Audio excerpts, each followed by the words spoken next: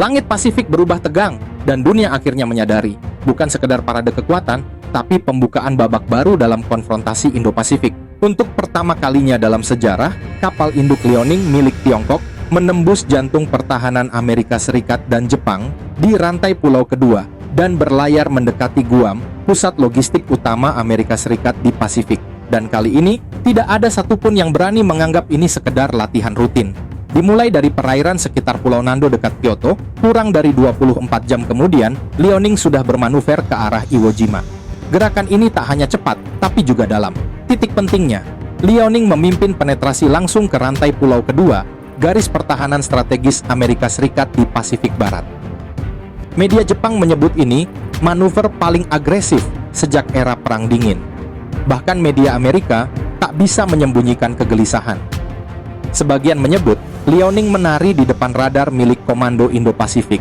Menurut laporan eksklusif Reuters dan The Guardian, formasi kapal induk Liaoning yang terdiri dari 12 kapal perang menembus zona ekonomi eksklusif Jepang di sekitar Iwo Jima, lalu terus bergerak ke arah Kepulauan Mariana, menandai penampilan pertama Cina secara penuh dan ofensif.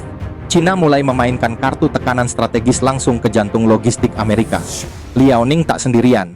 Ia dikawal oleh kapal perusak 052D, fregat 054A, dan kapal logistik 901. Total, lebih dari 540 peluncur vertikal. Ini bukan show. Ini perang pesan yang menyodok langsung ke ruang bernapas armada Pasifik Amerika Serikat.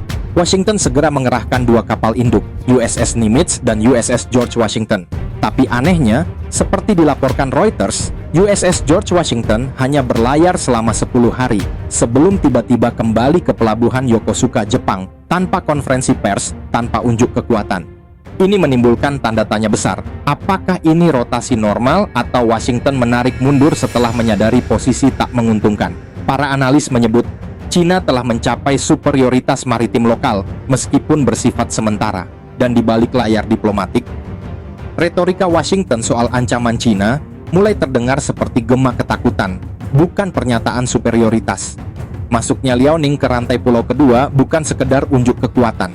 Ini adalah pesan, Cina tak lagi membatasi ambisinya di Laut Cina Selatan. Dan ini bukan manuver acak.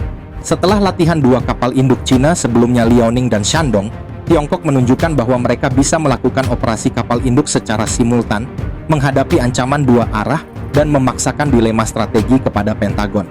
Taktik Beijing jelas, bukan menyerang, tapi memaksa Amerika terus bertahan. Dan seperti di permainan catur, yang terus bertahan, pada akhirnya tumbang. Ini adalah penanda pergeseran keseimbangan kekuatan, dan Washington tahu itu.